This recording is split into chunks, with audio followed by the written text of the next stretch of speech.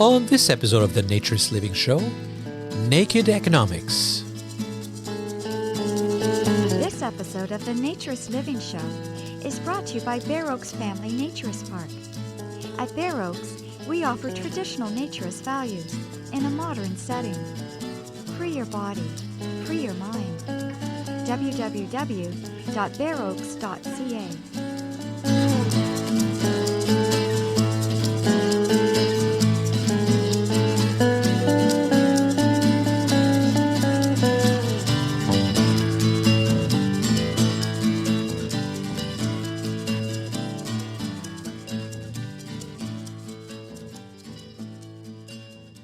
Welcome, dear listener, to episode 151 of the Naturist Living Show.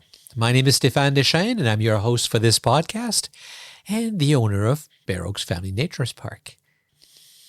And before we get started today, I just want to let everybody know that Planet Nude, we talk about Planet Nude being a blog by Evan Nix, who, if you've been listening regularly for a while, you know from the past episodes that Evan has a great podcast that was on this show for a while. Several of the episodes of Naked H can be found still in the archive.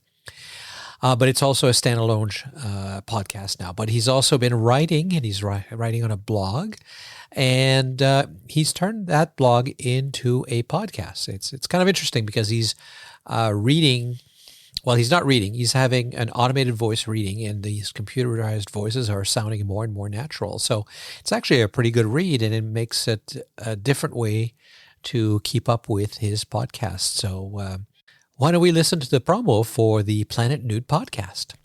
Introducing the Planet Nude podcast, a journey to a world of nudity and nudism, where we explore its rich history, cultural significance, activism, and art. Immerse yourself in the articles from our newsletter, Planet Nude. Join us as we share thought-provoking insights, captivating stories, and interviews that will expand your understanding. Whether you're a nudist enthusiast or simply curious, the Planet Nude podcast is your gateway to discovery. Subscribe now on your preferred podcast platform to embark on an enlightening journey.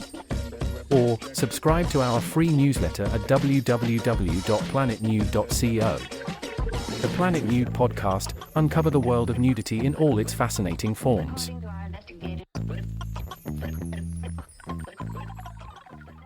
And to continue, we have some people to thank for all of the support you're getting, not just for listening, but for some of you who are supporting us financially. Samantha, do you want to tell us more about that? Thank you, Stéphane. Yes, we would like to thank the very generous donations of Thomas B., Brian A., Adrian L., Donald S., and Sam L. Thank you all so very much for your support month after month and for being a dedicated listener. It is truly appreciated. And thank you to all of our listeners. Your support month after month means so very much. So thank you. Thank you, Samantha. And today's episode is actually called Naked Economics because we are talking to Dr. Victoria Bateman, who is an academic economist at University of Cambridge in the UK. And I first learned about Dr. Bateman when she was protesting Brexit, and she was doing it nude, which of course is very relevant to naturism.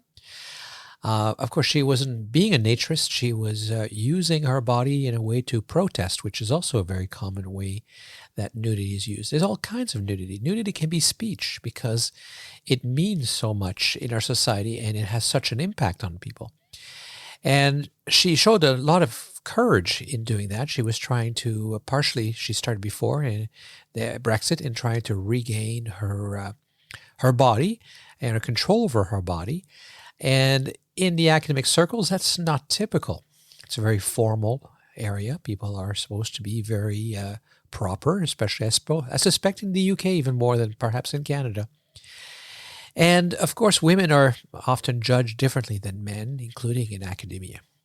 Sometimes more harshly even by women than they are by men themselves, who are, even though she was really speaking against patriarchy in a lot of ways.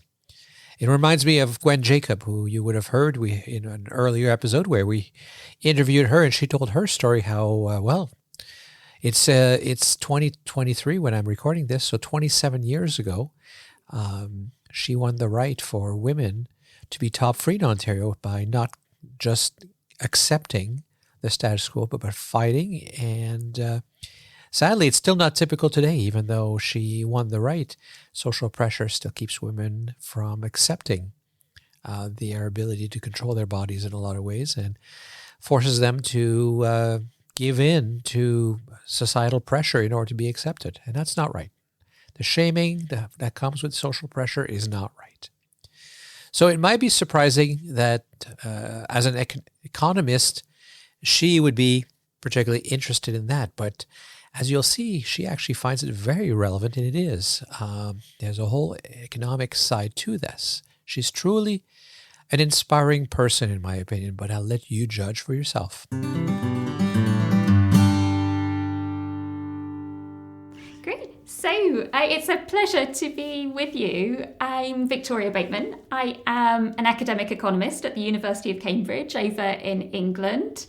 I have a particular speciality in feminist economics, which means that I am very interested in women's bodies, women's bodily autonomy, and how they are judged by society, and more generally, the absolute importance of women's bodily freedom for economies to flourish, as well as, of course, for women as individuals to be healthy and happy. I should probably say most people would probably know me better as a naked protester rather than as an academic economist. So I don't know whether that's... Yes, that's fair. Yes, I certainly became aware of you when you were protesting Brexit. Yeah. And 2016, that must have been, yeah. Exactly. And would it be fair to say you were using nudity as a way to get your point, to amplify your point and get more attention? So I would say that, as a woman, I am perfectly comfortable with using the combined force of body and brain in order to get my message out there. And so the first time I protested naked was in 2016, and it was in resistance to Brexit, to Britain's exit from the European Union. And I felt very much that Britain was becoming, and still is in some ways, becoming quite isolationist and looking to the past rather than to the future, putting up barriers between ourselves and the rest of the world. And that included, for example, stripping us of our freedom of movement as British citizens, our ability to go beyond the four shores of Britain to study, to work across Europe, to marry and build families with people from, beyond our own shores. And I felt very strongly, therefore, about the way Brexit was limiting our freedoms as individuals. And so I decided to strip off my clothes and use the slogan, "Brexit leaves Britain naked," in order to condense down the many thousands of words that I'd written on why Brexit was a bad idea into one visual message with a single metaphor. And it's interesting because some people say to me, well, by saying Brexit leaves Britain naked, aren't you saying that nakedness is a bad thing? And what I would say to that is that if it's cold outside, which it most definitely is right now in the UK, then walking out there on your own as a country into choppy oceans and, the cold winds blowing in our direction from, for example, Russia at the moment, then, being left naked is probably not the best idea. But, on a happy, sunny day, in a warm day in my home when we don't have to worry about energy bills, then, it might be a different thing. It's, yes, it was your nakedness, your nudity, your exposure was very symbolic to what you were saying. And what's interesting, though, in your book, you're looking at nudity, naked feminism, also not just as symbolic, but as a problem for women and as a challenge for feminism, even. Yes. What I find interesting is I absolutely expected you, if I knew you before, to have an issue with Brexit because, as an economist, markets are important, and closed markets are not as good as open markets, generally speaking. Yeah. But your book is much more sociology than economy. It is. It is personal and it is political, and it is very much grounded in the idea that as a social scientist, you have to be a magpie. You have to draw on different elements. You have to draw on history, philosophy, psychology, sociology, gender studies, and try and knit together different elements, that there's a limit to how much you can understand the world around you by just being in one little silo.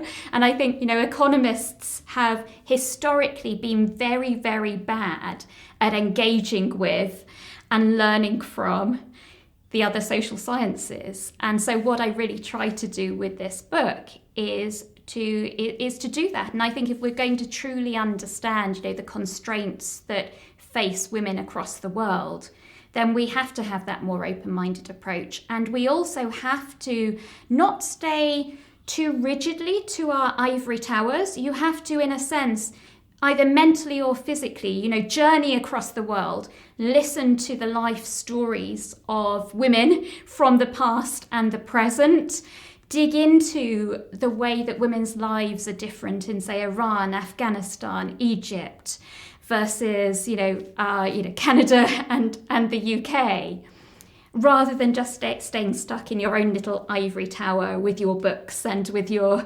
mathematical models of the world or whatever else. Are there other social economists, or is that you?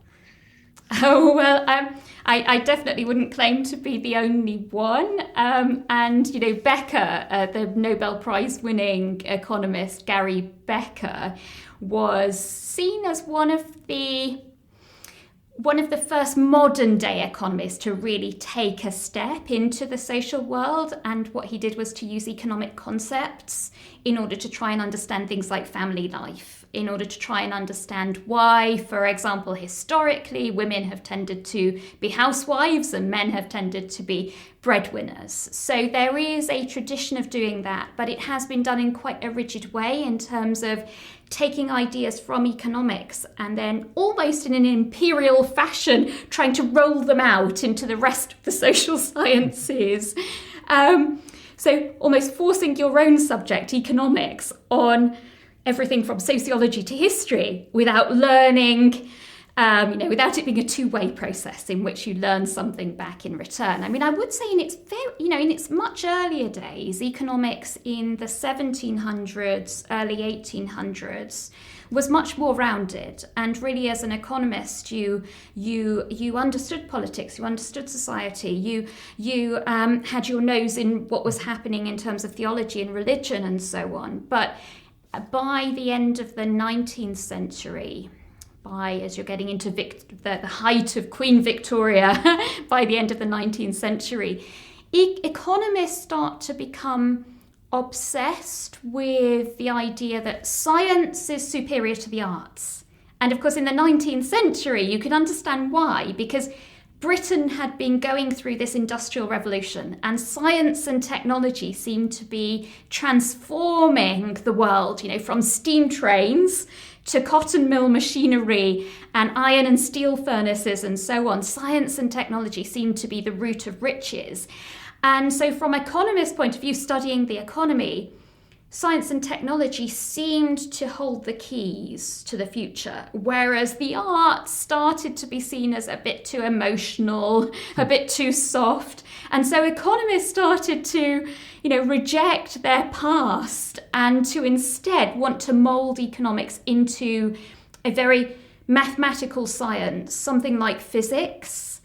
And with that, they became quite detached from the rest of social sciences, became, in a sense, more and more like an applied mathematics. And indeed, if you look at what undergraduates study on economics degrees today, a lot of what they're doing is using mathematical equations in order to try and understand and model the economy. And, I think maths can be extremely helpful. I wouldn't, dump the maths, but at the same time, as an economist, if you're to truly understand the world, you can't just do maths. You need to understand something about society, politics, philosophical questions about life and so on.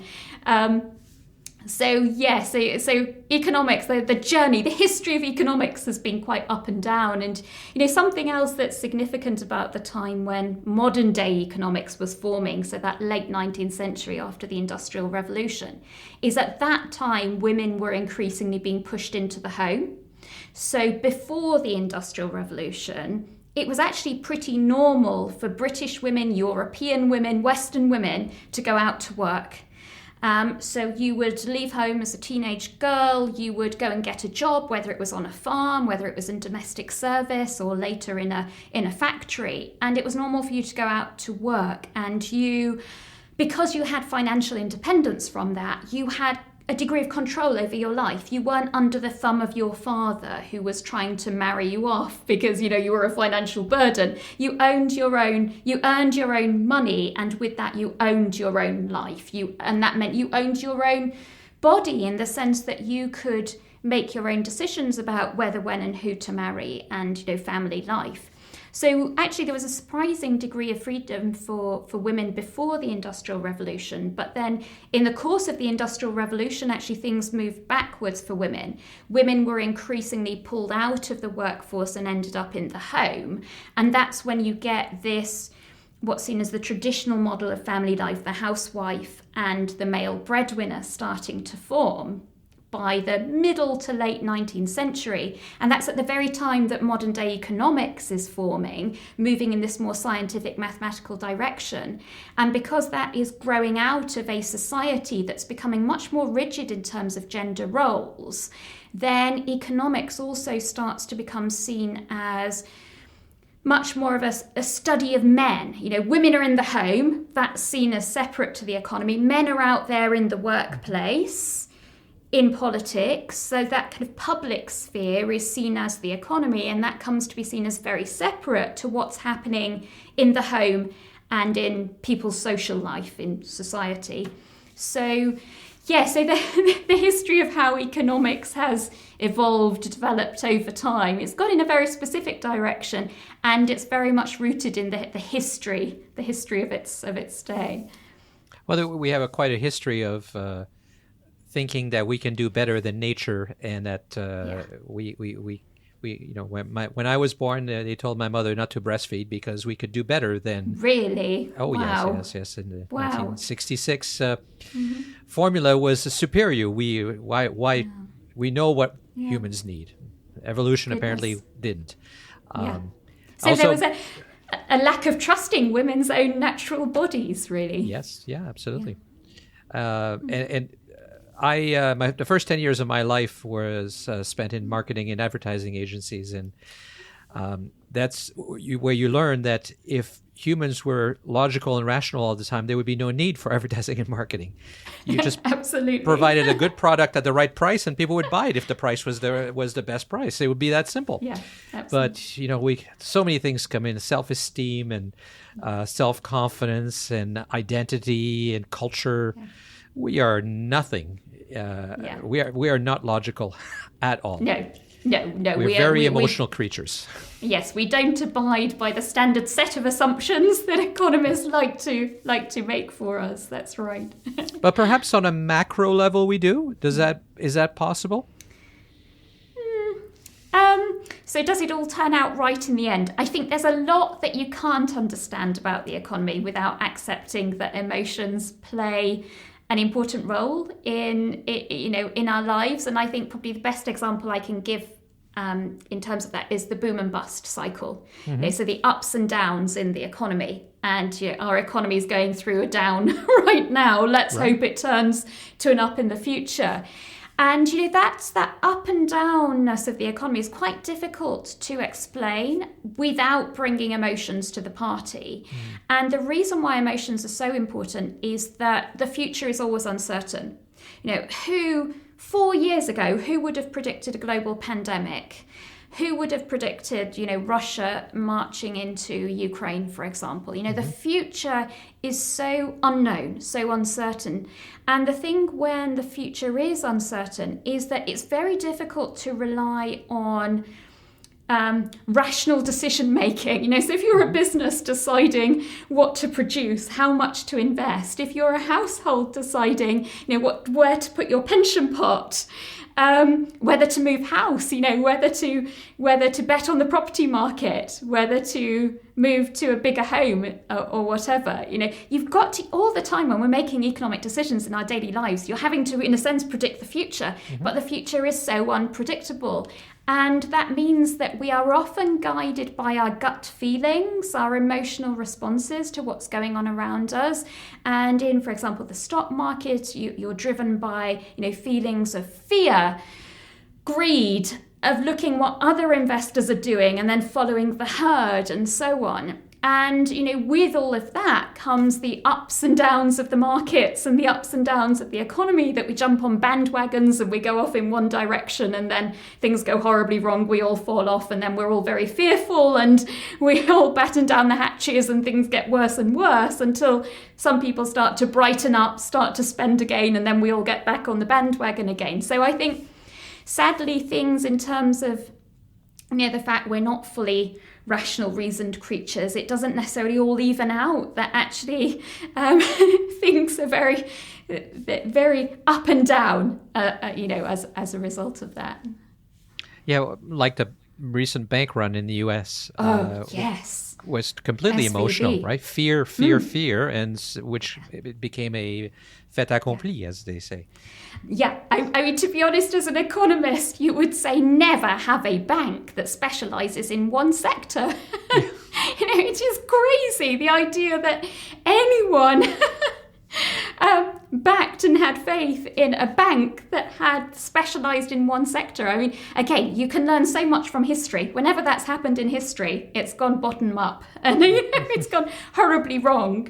You need to, as a bank, diversify your risks and so spread your loan book, in a sense, across so many different sectors, because sectors are hit in different time periods in different ways by, what's going on in the world, different shocks and so on. And things, you can try and diversify your risks a bit more if you're a bank dealing with lots of different parts of the economy rather than just specialising in one. So really, it was doomed from the beginning if you'd look to history. But as you say, things like greed and hope, hope drive things in a particular direction. Yes. Yeah. So let's get back to your book, actually. So I've read this one, and I'm glad, actually, that we waited until now. In fact, I'm not sure that you should read this one if you hadn't read this one. Yeah, they do build on each other. Well, the importance of, because you don't address it as much as you do, the economic importance to society of women is what you address here. Without knowing that, this is just kind of a theoretical of why women should be equal because it's nice. And it is. I'm not disagreeing with that. But you make a very persuasive argument that economically, for the good of society, women should be liberated.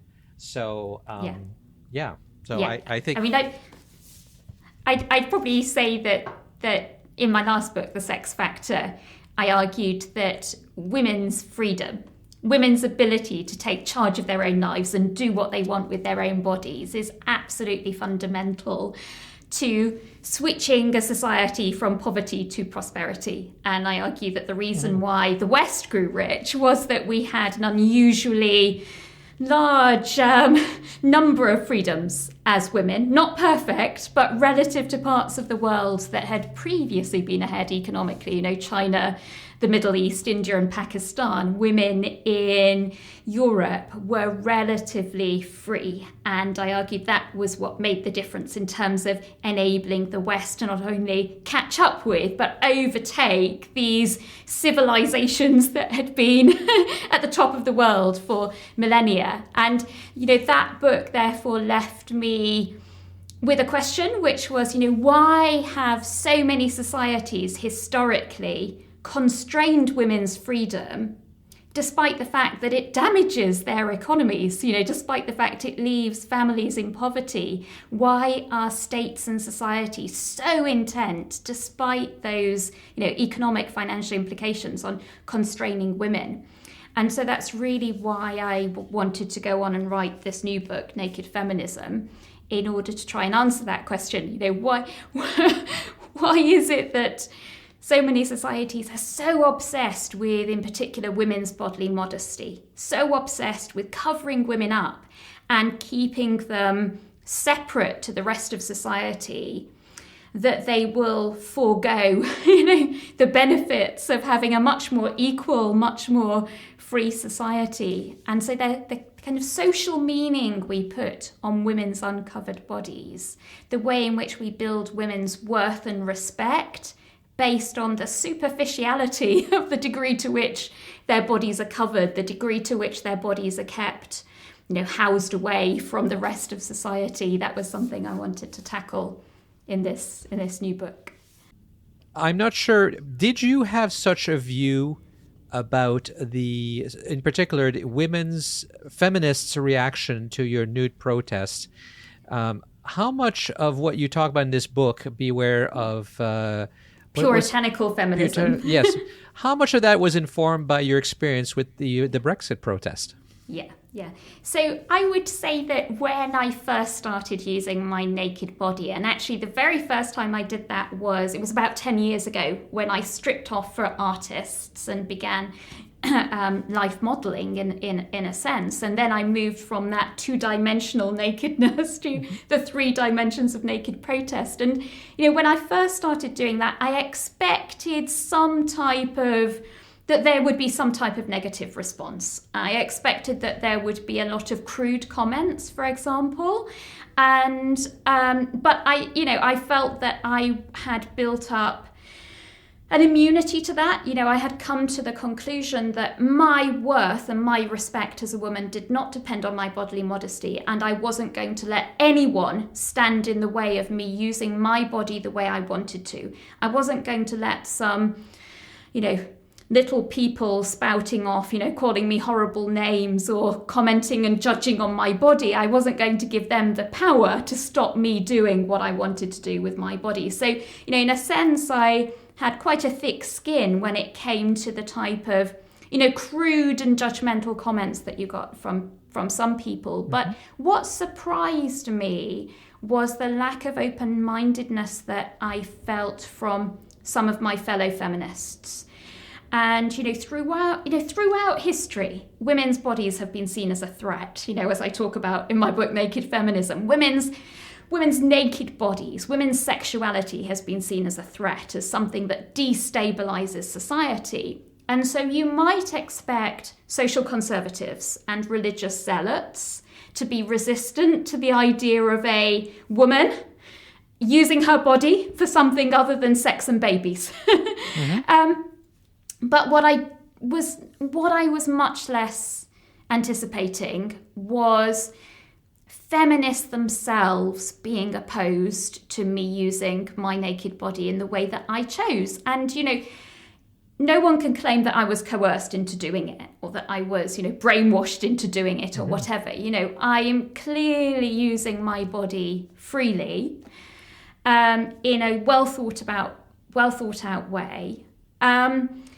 And yet, I started to receive this quite negative reaction from a number of feminists, and quite judgmental, that I was, letting the side down, that I wasn't really a real feminist, that I was playing to the patriarchy by uncovering my body and putting it out there, that I was, partly responsible for women being seen as sex objects, that, by uncovering my body, I was encouraging mankind to treat women disrespectfully, and if only people like me covered up and behaved better, that somehow sexism could be solved. So I became, quite quickly blamed for all kinds of things, as far as some of my fellow feminists were concerned. And some of those that I knew personally really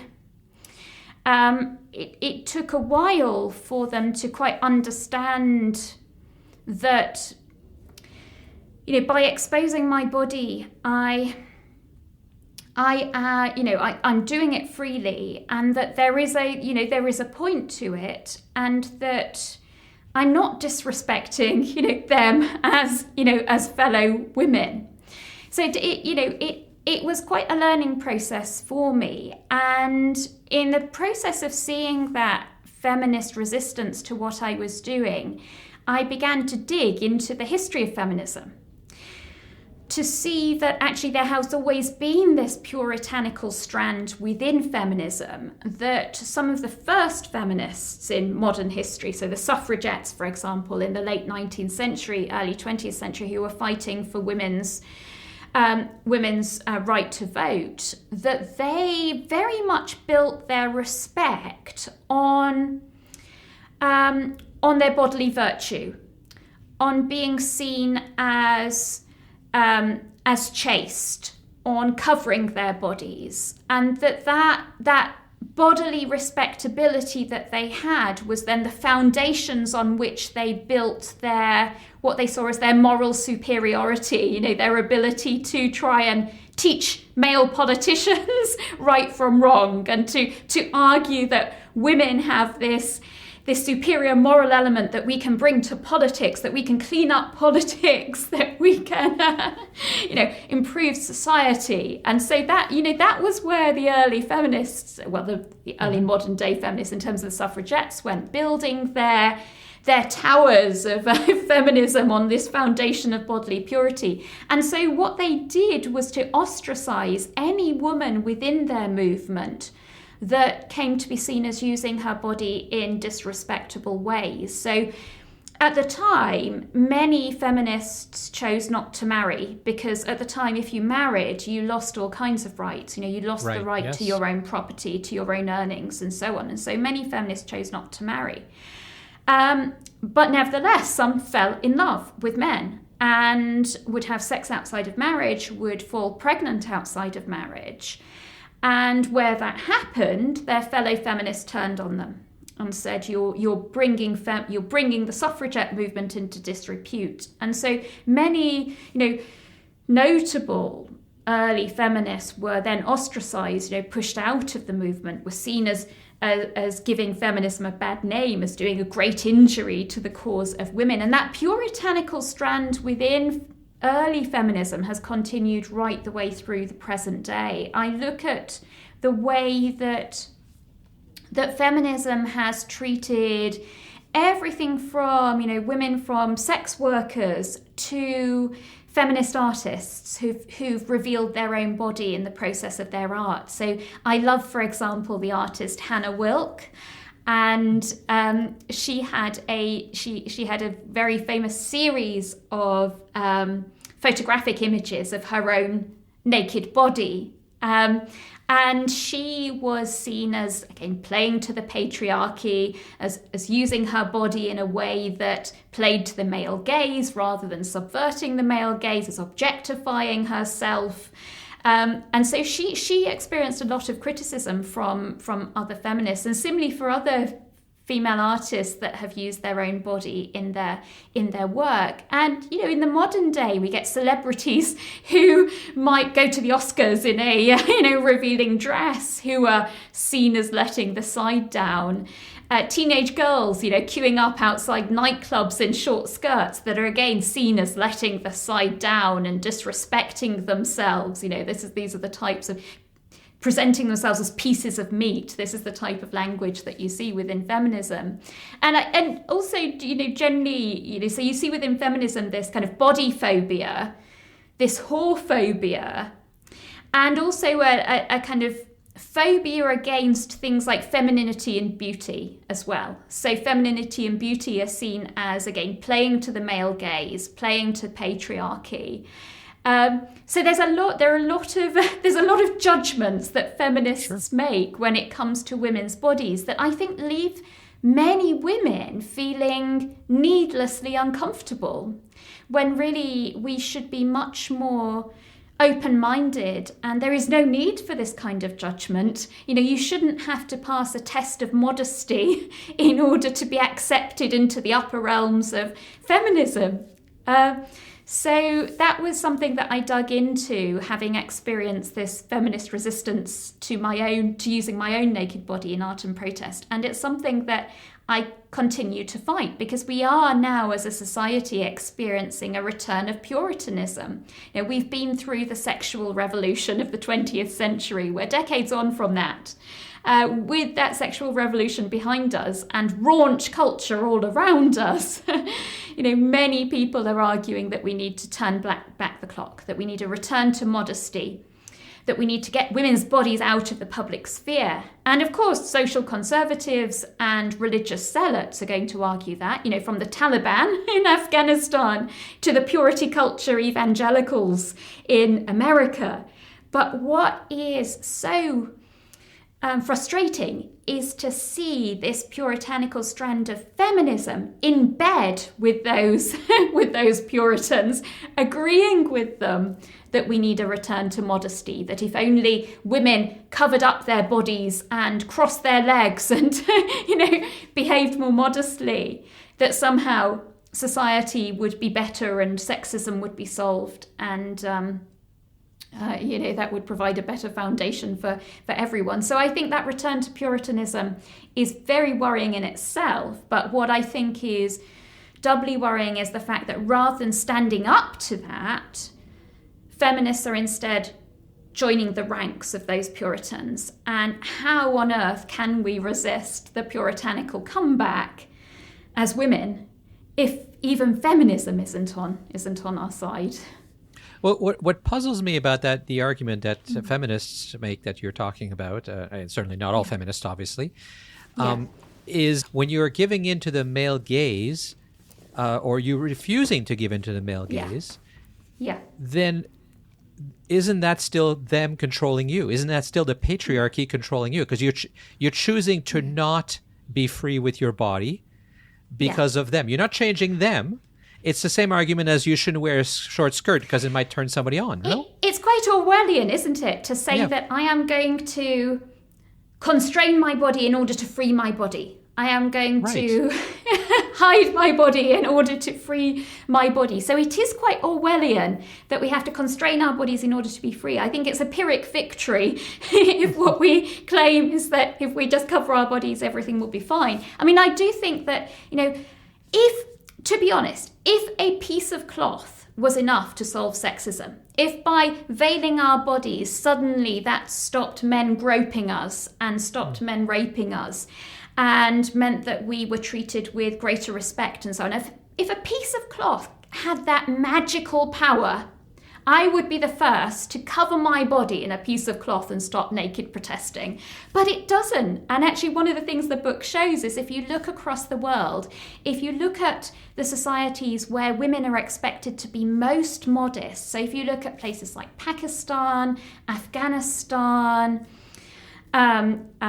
Egypt, I could go on. If you look at these societies where women are expected to be much more modest with their bodies, they're not safer, they're not more respective, they are not healthier, they are not freer, they are not better educated.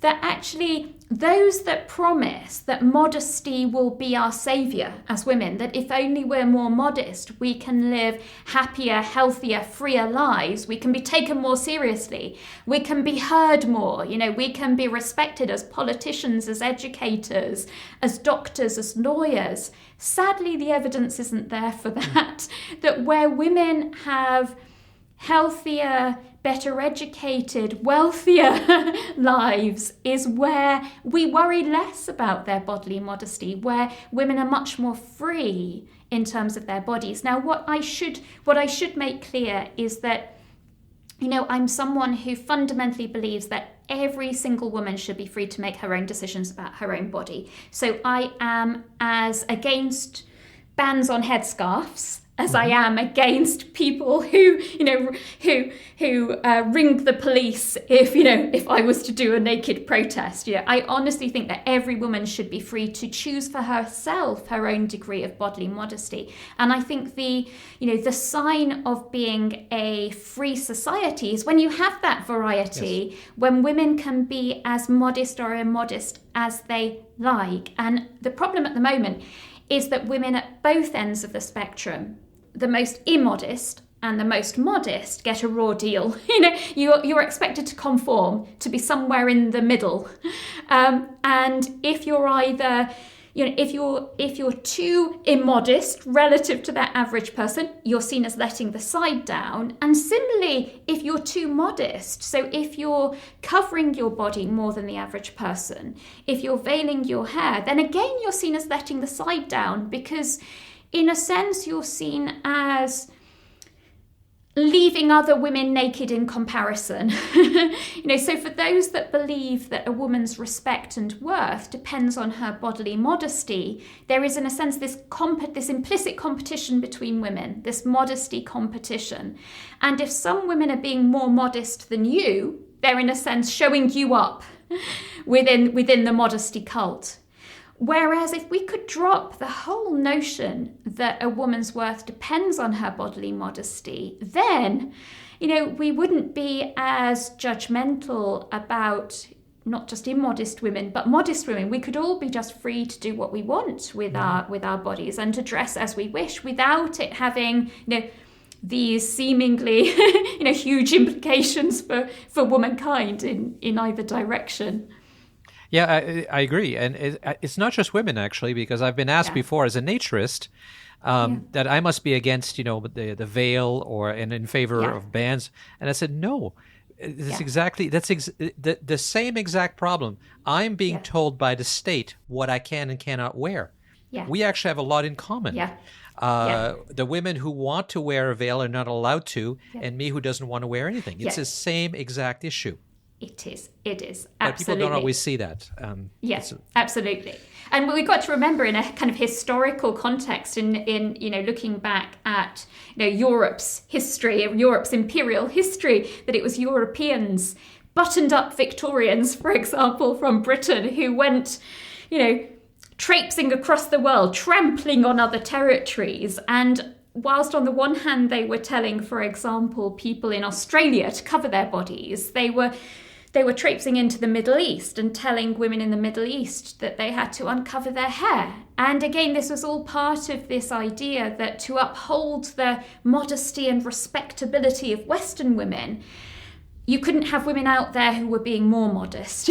Buttoning up your dress was one thing, covering your hair was another. You left European women naked in comparison. So there are quite, colonial, imperial dimensions to telling people what to wear and to determining what is right or wrong. And ultimately, as we agree, a world in which every person is free to choose for themselves is a much healthier and happier world.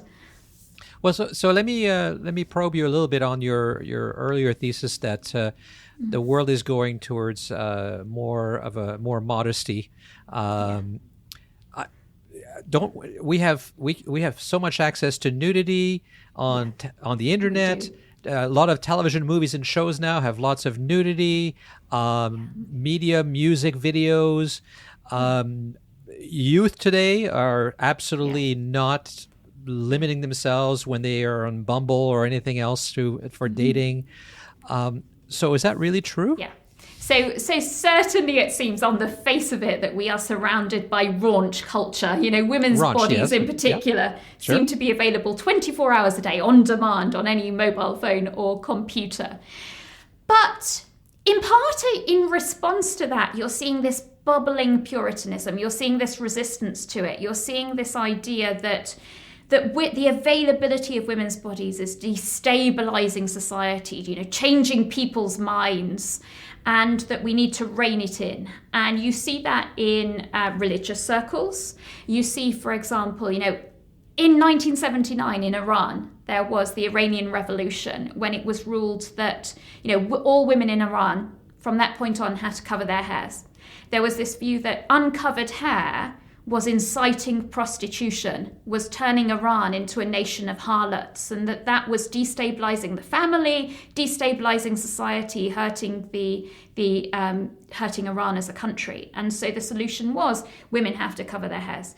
In Afghanistan, you're seeing this backlash in terms of, women not only having to cover their hair, but being pulled out of the workplace, being pulled out of schools to prevent them tempting men, to prevent their bodies being seen and touched by men in order to try and rebalance society, restabilize society. In Indonesia, just a few months ago in Indonesia, sex outside of marriage was ruled illegal, that people engaging in sex outside of marriage are again seen as destabilizing society. And in America right now, in the United States, you're seeing this growing purity movement, virginity pledges, chastity balls, modesty ponchos, that takes the view that, again, women's bodies are tempting men into bad behavior, and if only women could return to modesty, things would be so much better. So in part, in response to the kind of raunch that we see around us, you're seeing this backlash taking place. And that's something that we've seen repeatedly throughout history, that, rather than history being one long march towards bodily and sexual freedom, instead the pendulum has swung back and forth across time. And whenever you've had a period of liberalism, when it comes to the body and sex, whenever you've had a period of liberalism, it has been followed by a period of puritanism. So you had, in medieval times, you have the bawdiness of Chaucer and Shakespeare. You had, even the Virgin Mary, even her claim to virginity came to be questioned by religious people and religious pilgrims who went on treks across Europe searching for redemption or finding God. They collected little souvenir badges that had little genitalia, flying genitalia kind of on them. So there was that kind of bawdiness of the medieval period. And then, of course, what came after that? The Puritans of the 1600s, that clamped down on, sex workers, on single mums, and on, alcohol, on theatre.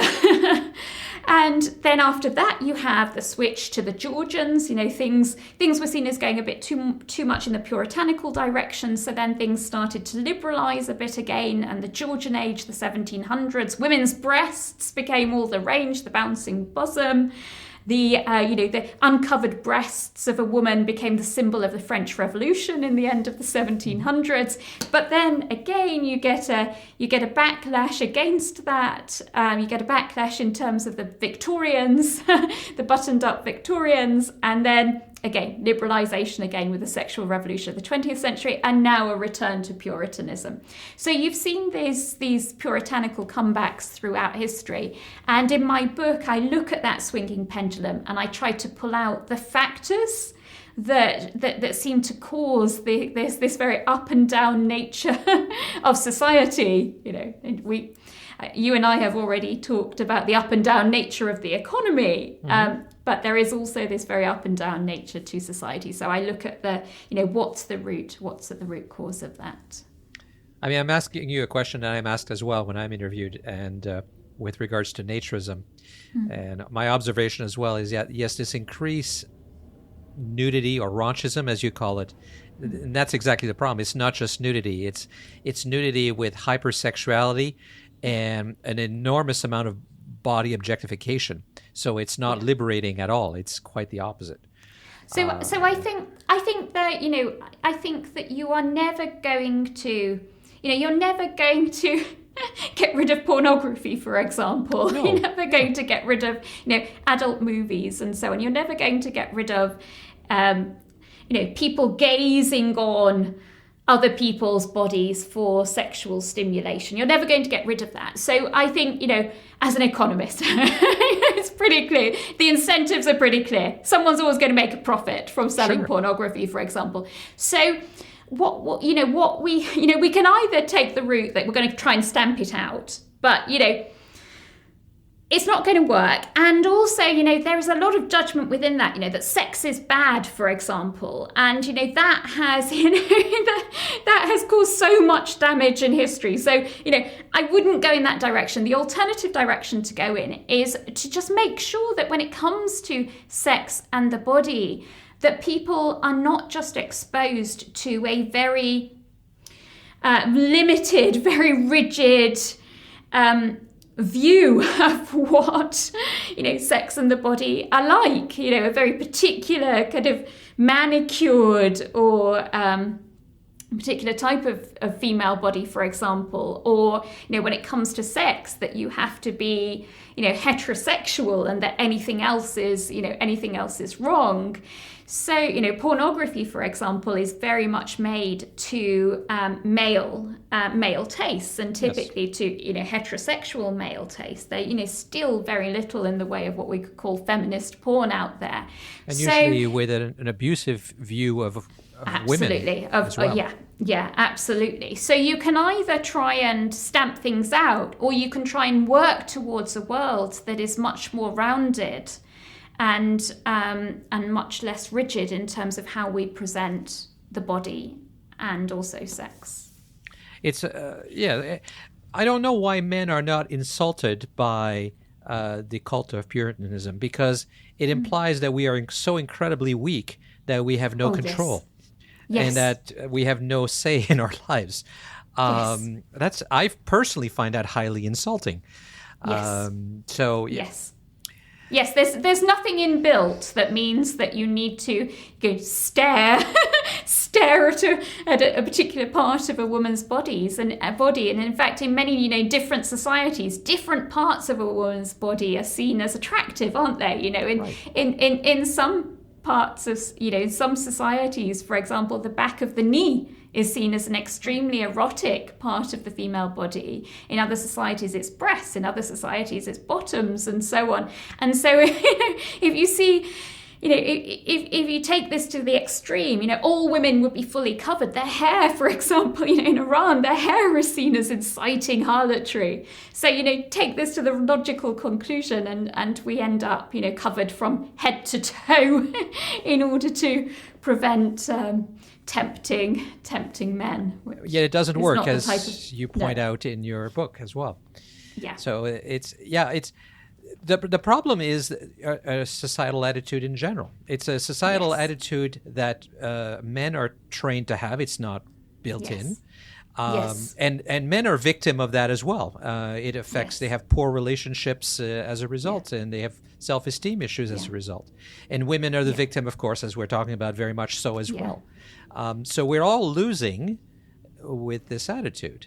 I mean, I can put, some basic data that I have in my book. In Egypt, Morocco and Palestine, more than 80% of men think that their honour as men depends on how their female relatives dress. That if their female relatives are immodestly dressed, then that reflects badly on the men in the family, and therefore the men actively police their sisters, their wives, their daughters, and so on, because they feel that their respect hangs on how their female relatives dress and also how they behave, sexually, whether they're, for example, seen as having a reputation for having sex outside of marriage. So the whole way that we're brought up to believe that a woman's respect and worth depends on her bodily modesty, and that in turn reflects on a man's honour, that is extremely damaging. And, the problem is not women's bodies. The problem is what's going on in our minds. The problem is that attitude. And if we could, retrain our brains such that we respect people on the basis of much more important things than the degree to which their body is on show, which after all is a pretty superficial way to judge someone based on how much of their body is on show and the degree to which that body has been seen and touched by other people. If we could actually value each other as human beings on the basis of much more important things, how kind and generous are we, how open-minded are we, how tolerant are we, and so on, then it would, in that kind of world, it would seem very strange indeed that we were judging, naked women to be to be cheap and unrespectable, or promiscuous women to be cheap and unrespectable. So, of course, I agree that we should be accepting as a naturist of the human body. But there's a chicken or the egg situation, right? Yeah. So in Canada, for example, women have had the right to be top free since the early 90s, but Right. you still do not see it on the beach. So you're setting an example.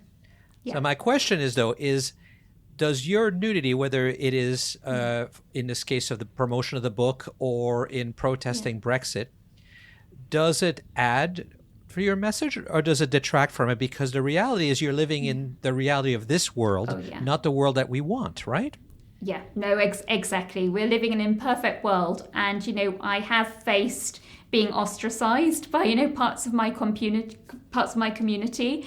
I have faced being ostracized by fellow feminists. I have been, disinvited to various, groups, communities, and so on as a result of my naked protesting. I have, academic colleagues who have never spoken to me once since I revealed my body. I have, and that's in addition to the, thousands, millions of people online that have at times tried to shame me by calling me, all kinds of horrible names and so on. So there is a quite significant personal cost, I think, to failing to conform with what is expected of you. But at the same time, if you believe in what you are doing, then, it gets conversations going. I have, as a result of my naked protest, had really engaging, interesting conversations with all kinds of people, whether that is in person, whether that is online. And I have, my own views, my own feelings on life have in turn been changed by seeing other, women using their bodies. So, for example, feminist artists who have revealed their bodies as part of their art, that had a great effect on me. And, when I first came to engage with the arts, and admittedly as someone who was studying sciences and maths and economics at school, I wasn't really exposed to paintings and literature and so on. But in my late teens and my 20s, I did start to venture out of the sciences, engage more with the arts, and became an avid visitor of galleries. And when I first came across feminist art, where the artist was using her own naked body, I was really shocked. And my initial response was that this is why is a woman doing this? Why doesn't she feel shame for doing this?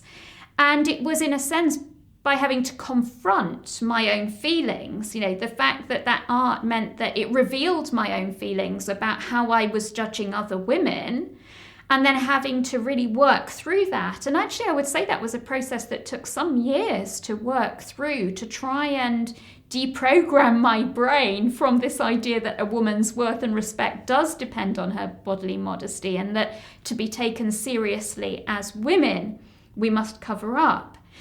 It was by, being exposed to these naked feminist artists that I first, really began to reveal my own internalization of this modesty cult and to confront it. So it had a really significant effect on me. And I think, therefore, that it does have a power if people are happy to be a little bit open-minded about it, and engage. But of course, it's not going to, you're not going to transform the world as one little naked protester.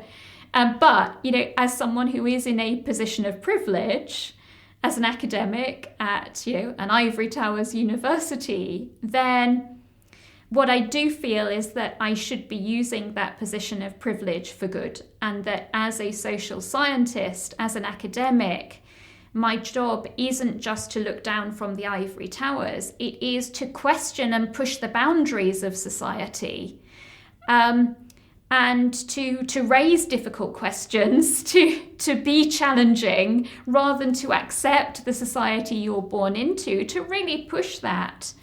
And you know, my youth was very different to my life now. So I was born in a poor family in the north of England, an average working class family, and in a community in which, as a young woman, you were seen as more likely to get pregnant as a teenager than you were to go to university. And I felt, therefore, very judged based on my body. You know, you felt as a teenage girl that you were written off, that you were not taken seriously, that you were not heard, largely because of judgments people were making about you. And those judgments were typically based on, you know, how you dressed, whether you had a reputation for sleeping around. And, you know, those kinds of judgments, I could see the way in which young women around me were having their lives written off, were being, you know, mistreated by authority figures because they were seen as worthless, because they were seen as fair game, because they were seen as unrespectable and unvalued. And, you know, as I collected my badges of academic achievement, and my initial response was to think, well, I must protect my body. My body is a liability. I must make sure I don't develop a reputation for promiscuity. I must make sure I cover my body so I'm seen as respectable. And, you know, over time I began to think that am I not being complicit in the way that as a society we divide women up into good girls and tarts, or, you know, I won't use stronger language because I don't want to offend anyone, but the good girls and the harlots, or the bodies and the brains. You know, was I not being complicit in that? And I wanted to try and, you know, use my position of privilege to subvert that, to show that, you know, your respectability as a woman shouldn't depend on something as superficial as your bodily modesty, that behind every body is a brain, that every brain is housed in a body, and that women shouldn't have to choose between their brain and their body, that we should all be free to be whole people. Mm-hmm. Well, so since birth, as a woman, you've been told by society that your greatest value is what you look like for the pleasure of others, not for yourself. Yes. And that, which of course, as we get older, meet the standard less and less. Yes. So you said it took you a while to get over all that. Have you really? Because so today you're being interviewed by someone who's equally unclothed. It's a friendly audience. Are you really that comfortable being interviewed all the time, wearing nothing at all, when you have a fairly typical male on the other side, perhaps? So, I have done quite a few interviews like this now in the Nude with a whole range of different interviewers. I think there is a power to conveying my message in visual form. I think it is sadly, isn't it? It is unusual to see a naked woman who is talking seriously and comfortably, because typically when we see naked women, we see their bodies on the pages of magazines, for example, you know, and then you see covered women doing the talking, you know, as the politicians and so on. And that seems to just, you know, crystallize this idea that as women, we have to choose. We're either the body and our brain disappears, or we're the brain and we have to hide our bodies. And I think, you know, there is something significant in showing that when you are in your state of immodesty, as I would call it, your brain doesn't suddenly come to a standstill. You can still talk seriously. You can still have something important, hopefully, you know, important or of use to say. So I think it would be, you know, I could cover up whilst delivering the same message, but I would feel that I was being untrue to my message to do so. And in fact, so my book, Naked Feminism, my body is on the front cover. My brain is within the words of the book. It is body and brain in one package. Now, interestingly, Amazon ads were not very happy about that. And so when this book initially came out, Amazon ads banned it because they didn't like the body on the front cover. But there's nothing showing. I mean, for people they can't see it because it's audio only, but there's no nipple, there's no genitals, there's nothing, right? It's a very carefully zoomed in picture of my body. So you can see the belly button, you can see the lower cleavage, but there is no nipple on display. So it is really the tummy and the lower cleavage. So very carefully chosen by my publishers such that it isn't breaking any rules, really.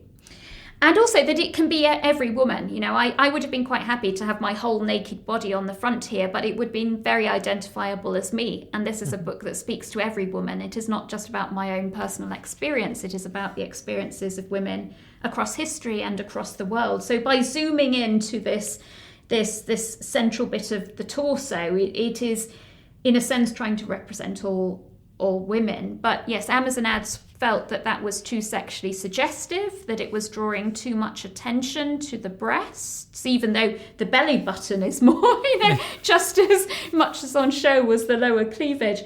And so they banned it from being advertised, and that meant that rather like scantily clad women, it was ostracized. It wasn't able to feature alongside other books on feminism on Amazon. It was left on its own. And now, fortunately, after a concerted social media campaign with, I'm sure, the support of a number of your perhaps British-based listeners and the help of a British journalist, Amazon ads managed to see the error of their ways, and they, in more recent times, they have overturned their decision, and now this book is happily advertised on Amazon. But I think that does speak to the way in which, as women, we are expected to censor our bodies in order to be heard. I wasn't able to have even this small part of my body on the front cover of my book in order for my book to be out there advertised, heard and read. I had to, in a sense, choose between my body and my brain. And whilst my body has now been set free in terms of what appears on this book, this lack of freedom that women have and the judgments that they face in their daily life continues. This problem isn't solved, that it is something affecting the lives of millions of women across the world. So you, on that note, in the book, you have, in the introduction, you talk about the pornification of America by Bernadette Barton. Yes. And you yourself have had your imagery on porn sites without your permission. Without my permission. And your authorization. And you criticize her advice, which is basically to do other things so you work really hard and become known for other things so people forget about it. But you criticize that, quite correctly, I agree. Yeah. But you don't provide your own advice. So what would your advice be? Well, I would say to every woman out there, why should your respect and your worth as a woman depend on your bodily modesty? Why should you have to choose between your body and your brain? Why should you be rendered cheap, if you are scantily clad, or if you've chosen to have lots of sexual partners, for example?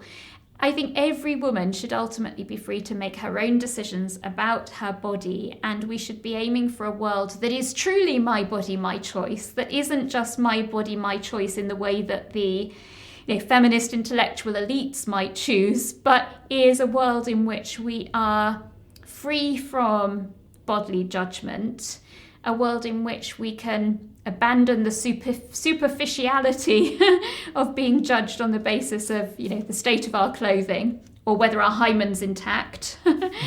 And we are valued as equal human beings, that we are seen for what is, what's inside.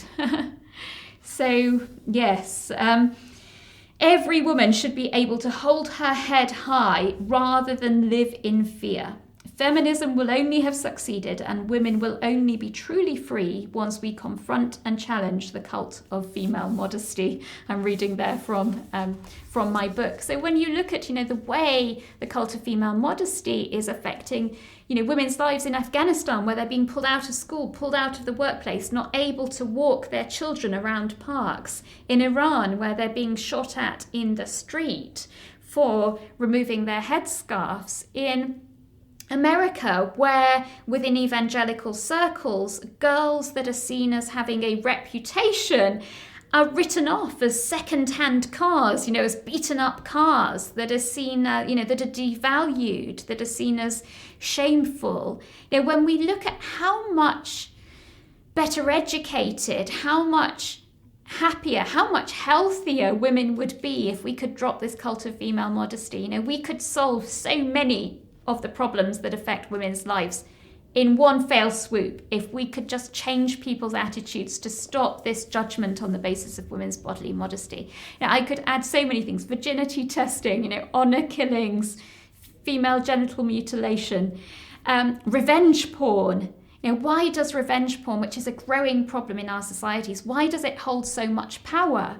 Because our respect as women still hangs on our bodily modesty. And if it is seen publicly that we have been, engaging in sexual activity, and if our bodies are seen in that type of light, then that's seen as bringing shame on us. And so revenge porn has that power. As you say, we are a society of raunch, but at the same time, we are a society in which women who are written off as the harlots of society, where they suffer severe consequences, where they suffer, disrespect, mistreatment, isolation. And, often those women are on the margins of society, whether it is poor teenage girls, whether it's strippers, whether it's the victims of revenge porn.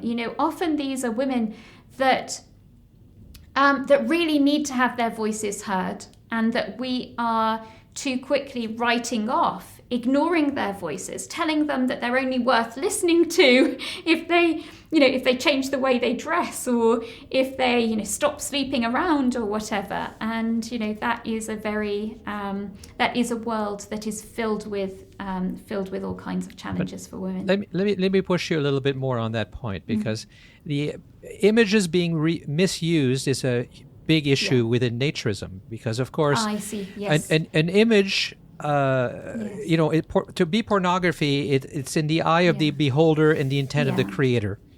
So if a woman's image is misused, what should their reaction be? What do you think they should do? Well, because it's not the ideal world we would both like, right? No, I know, and I certainly can only speak for myself. I can't speak for all women. I know in my case, I have had my images, my naked protest videos, downloaded and uploaded by other people onto porn websites and so on. And sometimes I get messages on social media from women trying to shame me, saying, "Can you believe your video is up here on with the name of some porn website?" To be honest, I don't really know I don't visit these websites, so I have no idea.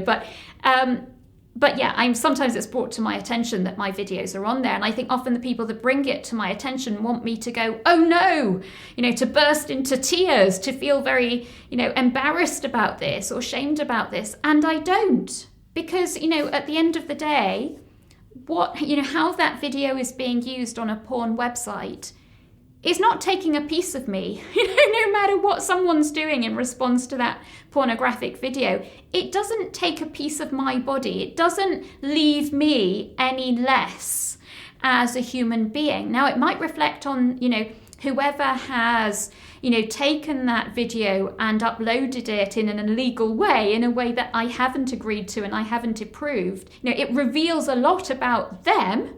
It doesn't reveal anything about me. I feel no shame, and I don't feel that, just because some person is watching that video doing what they want with it, I don't feel that has to reflect badly on me. I don't feel that takes a piece of me away, that renders me and my body less, less valuable, less worthy.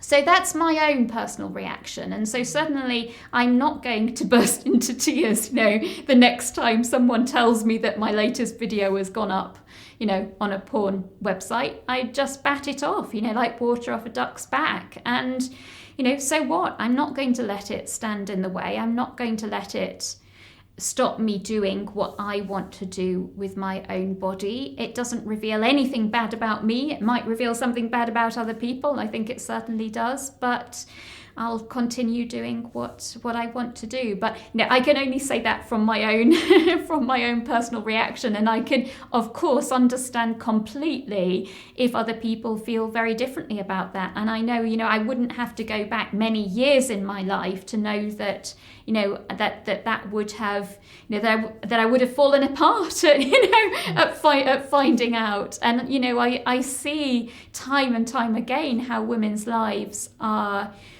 in a sense ruined by something like that happening. But the reason why they are ruined isn't because they've done anything wrong. It's because of this judgment that we face from other people in society who are hanging our worth and our respect on our bodily modesty, and they are the ones that are wrong, not us. So at the beginning of the book, you also talk about the support you've had from Naturist community. Yes. And you do briefly mention the attitude that Naturists have towards the body and nudity. Yeah. But generally, you don't talk about the lessons learned or anything like that from the movement.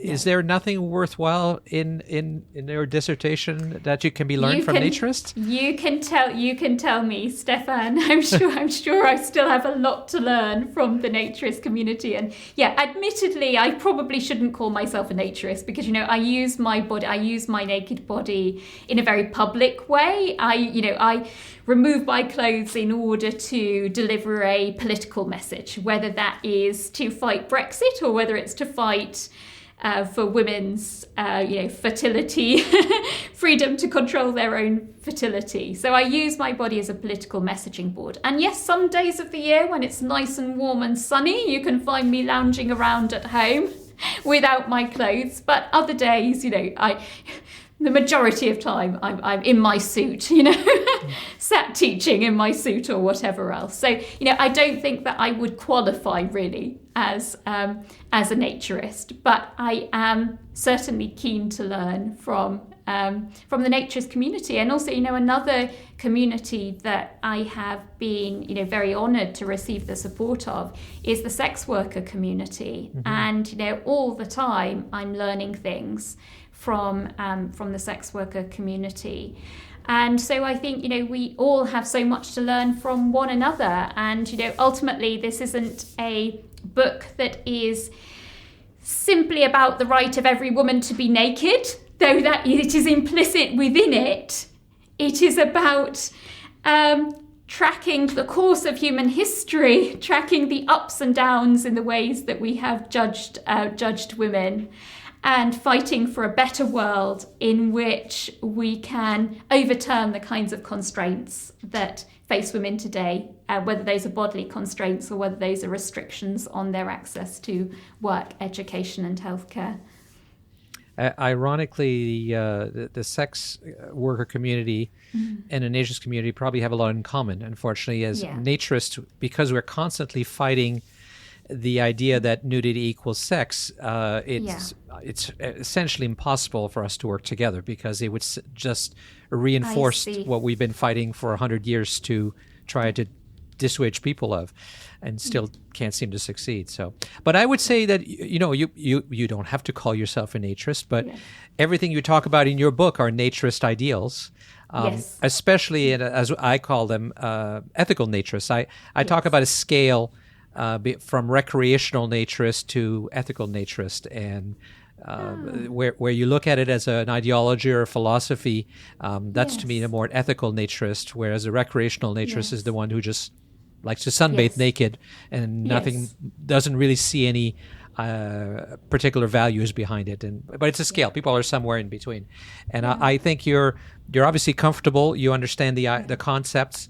you push yourself, which is what an ethical naturist would do, to question a lot of society's assumptions about the human body. So yes, you're absolutely a naturist in my mind. Thank you.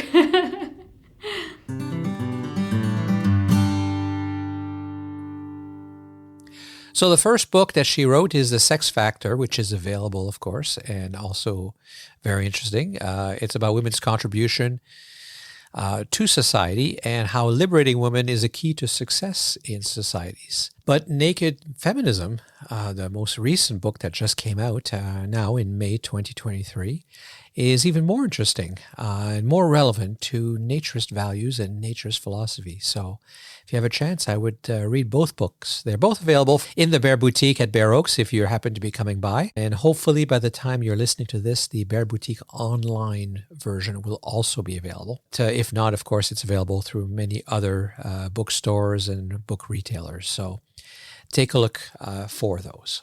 So with that will be the end for this episode of the Naturist Living Show. Thank you for listening all the way through. Again, my name is Stéphane Deschênes. I'm your host for this podcast and the owner of Bear Oaks Family Naturist Park. I make the show with a lot of help from Samantha Graham, who makes this task easier by producing the show, doing a lot of time-consuming editing, and keeping me organized. The show's theme music is The Day We Met by Mark Hodges. You can support us on Patreon, patreon.com/Naturist Living Show. One word in. As I've said many times, the money's not for me. I don't get any of it. I don't benefit from this. This is to keep the show going so you can have more content to listen to. It pays for Samantha's time and some of the expenses involved in running the show. You can find links to all the items we mentioned in the podcast in this episode in the show notes on our website, which is naturistlivingshow.com. All one word, .com. So keep sending your comments and suggestions. We always appreciate reading them, and we read them all, even if we don't always reply. The show's email address is contact@naturistlivingshow.com. I hope you enjoy the show and that you'll join us again for the next episode of the Naturist Living Show. This episode of the Naturist Living Show was brought to you by Bear Oaks Family Naturist Park. Traditional naturist values in a modern setting. Traditional values means that naturism is more than just taking your clothes off. It is a life philosophy with physical, psychological, environmental, social, and moral benefits. Bear Oaks Family Naturist Park strives to promote those naturist values in a modern setting that provides the amenities and services that our members and visitors expect. Free your body, free your mind. Learn more at www.bearoaks.ca.